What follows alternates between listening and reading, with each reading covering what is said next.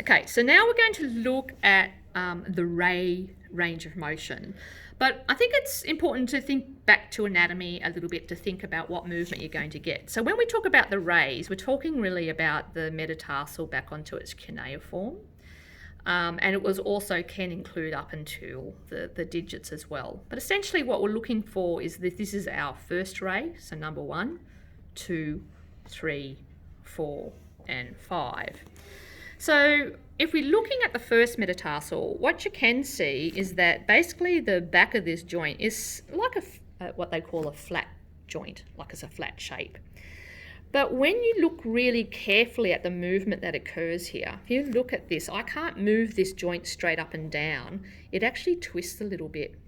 So when it dorsiflexes, you can see that as it comes up, it actually inverts a little bit, and as it planiflexes, it rolls in, so it actually everts a little bit.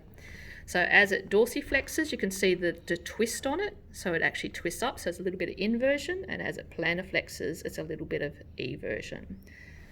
So let's just look at the first ray in this video to start with, and we'll show you now on the foot what this movement looks like. So again, you always want to try to find like around ankle 90 degrees, subtalar joint neutral. So that basically you're wanting a neutral position in the foot so that you try and isolate just the joint that you're trying to feel. So for the first ray, what you want to do is stabilize the 4 on the outside. So basically it's a thumb underneath and all your fingers on top, stabilizing them all as one. And then your other hand is going to gently feel onto the metatarsal or the ray of the first. Now what you want to do is make sure that you're not on the sesamoids because that can be a bit uncomfortable. So just be a little bit behind. Doesn't really matter, but you don't want to be like too uncomfortable. So you want to just be a little bit behind. It might be a bit more comfortable for a person. So one thumb underneath and your fingers on the top. And again, what you're doing is you're going to dorsiflex, was a nice clunk. So dorsiflex and then plantarflex. Now this doesn't have a lot of movement. So if we look at this joint, you can see that it wants to move up.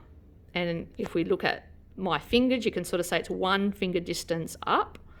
And then in plantarflexion, it doesn't actually move that much below. So whilst it sits low, it's actually at its end range of motion, which is interesting. So you always need to be thinking about it in relation. So again, as we move up into dorsiflexion, you'll notice my hand twist a little bit. So that's the inversion component. And as I plantarflex, my hand drops a little bit. So that's the eversion component. It's not a big component. The most of the movement is dorsiflexion, plantarflexion. But if you try just to do pure dorsi and plantarflexion, you won't get the full movement of the joint. So you need to think and feel what that joint surface is doing. So there is a little bit of a twist in that movement.